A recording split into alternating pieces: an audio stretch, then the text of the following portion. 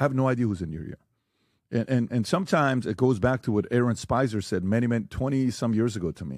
He says, one of the worst things about being an artist is, he says, are you good with a lot of idle time? I said, no, I need to always be doing something. He says, this isn't for you. He says it's not good for you. He says, artists screw things up when they have a lot of time on their hands.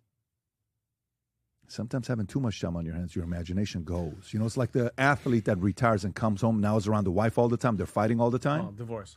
Yeah, because you used to have somebody else to fight. Now it's your wife you're fighting with. So I don't know. I don't know what's going on here. And he got divorced